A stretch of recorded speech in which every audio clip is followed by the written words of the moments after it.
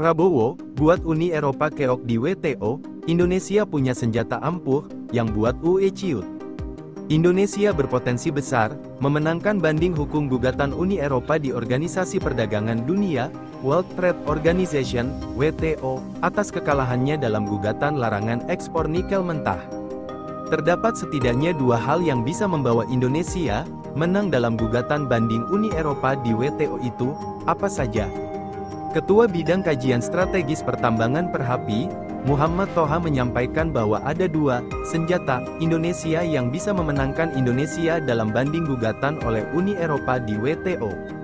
Pertama, Indonesia memang melarang komoditas nikel untuk diekspor, karena ingin mengamankan cadangan nikel dengan jenis saprolit, yakni nikel kadar tinggi yang terhitung menipis di Indonesia. Yang ingin kita garis bawahi adalah satu, dari sisi cadangan. Kita memang mengalami kekurangan cadangan terutama untuk biji saprolit. Itu yang harus kita tekankan dalam banding ini. Kita harus tunjukkan pada komisi banding bahwa pelarangan ini disebabkan karena kita memang kekurangan bahan baku jangka panjang, tandas Thoha kepada CNBC Indonesia dalam program Mining Zone. Adapun Thoha mengatakan di Indonesia ada sekitar 100 pabrik pengolah saprolit yang sedang dibangun. Sedangkan, di Indonesia terhitung cadangan nikel jenis saprolit ada sekitar 900 juta metrik ton. Sehingga, Thoha menilai, dalam kurun waktu kurang dari 10 tahun maka cadangan nikel jenis saprolit di Indonesia akan habis. Cadangan kita hanya sekitar 900 juta metrik ton. Artinya, kalau semua pabrik akan beroperasi seluruhnya, maka umur cadangan saprolit kita nggak lebih dari 10 tahun. Dan itu akan pasti membahayakan keberlangsungan industri kita, tambahnya.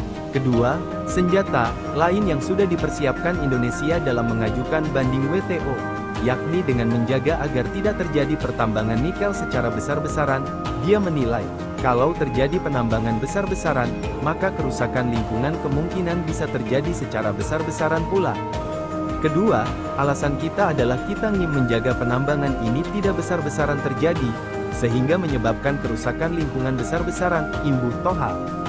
Sehingga, Thoha menilai, dengan kedua alasan tersebut, Indonesia bisa dipastikan menang dalam banding gugatan WTO, atas pelarangan ekspor nikel. Dia mengatakan, kedua alasan yang disiapkan oleh Indonesia itu bertujuan positif untuk kebaikan global. Sebelumnya, Menteri Perdagangan Zulkifli Hasan menyampaikan, pemerintah telah resmi mengajukan banding atas putusan WTO. WTO menyatakan kebijakan larangan ekspor dan hilirisasi nikel RI, melanggar aturan perdagangan internasional. Namun, hingga kini pemerintah maupun Uni Eropa masih menunggu terbentuknya badan banding WTO. Indonesia dan Uni Eropa masih menunggu terbentuknya hakim oleh badan banding WTO, yang saat ini belum ada karena terdapat blokade pemilihan badan banding oleh salah satu anggota WTO Amerika Serikat, ujar Zulkifli kepada CNBC Indonesia. Indonesia meyakini kebijakan hilirisasi tidak melanggar komitmen Indonesia di WTO dan Indonesia akan tetap konsisten dengan aturan WTO, pungkasnya. Thoha menyampaikan bahwa ada dua senjata Indonesia yang bisa memenangkan Indonesia dalam banding gugatan oleh Uni Eropa di WTO. Pertama, Indonesia memang melarang komoditas nikel untuk diekspor, karena ingin mengamankan cadangan nikel dengan jenis saprolit, yakni nikel kadar tinggi yang terhitung menipis di Indonesia. Yang ingin kita garis bawahi adalah satu, dari sisi cadangan. Kita memang mengalami kekurangan cadangan terutama untuk biji saprolit. Itu yang harus kita tekankan dalam banding ini. Kita harus tunjukkan pada komisi banding bahwa pelarangan ini disebabkan karena kita memang kekurangan bahan baku jangka panjang, tandas Thoha kepada CNBC Indonesia dalam program Mining Zone. Adapun Thoha mengatakan di Indonesia ada sekitar 100 pabrik pengolah saprolit yang sedang dibangun. Sedangkan, di Indonesia terhitung cadangan nikel jenis saprolit ada sekitar 900 juta metrik ton. Sehingga, Thoha menilai, dalam kurun waktu kurang dari 10 tahun maka cadangan nikel jenis saprolit di Indonesia akan habis. Cadangan kita hanya sekitar 900 juta metrik ton. Artinya, kalau semua pabrik akan beroperasi seluruhnya, maka umur cadangan saprolit kita nggak lebih dari 10 tahun. Dan itu akan pasti membahayakan keberlangsungan industri kita, tambahnya. Kedua, senjata lain yang sudah dipersiapkan Indonesia dalam mengajukan banding WTO, yakni dengan menjaga agar tidak terjadi pertambangan nikel secara besar-besaran.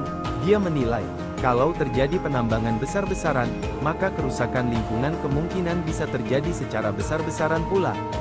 Kedua, alasan kita adalah kita ingin menjaga penambangan ini tidak besar-besaran terjadi, sehingga menyebabkan kerusakan lingkungan besar-besaran, imbuh Toha. Sehingga, Toha menilai, dengan kedua alasan tersebut, Indonesia bisa dipastikan menang dalam banding gugatan WTO, atas pelarangan ekspor nikel. Dia mengatakan, kedua alasan yang disiapkan oleh Indonesia itu bertujuan positif untuk kebaikan global. Sebelumnya, Menteri Perdagangan Zulkifli Hasan menyampaikan, pemerintah telah resmi mengajukan banding atas putusan WTO. WTO menyatakan kebijakan larangan ekspor dan hilirisasi nikel RI, melanggar aturan perdagangan internasional. Namun, hingga kini pemerintah maupun Uni Eropa masih menunggu terbentuknya badan banding WTO.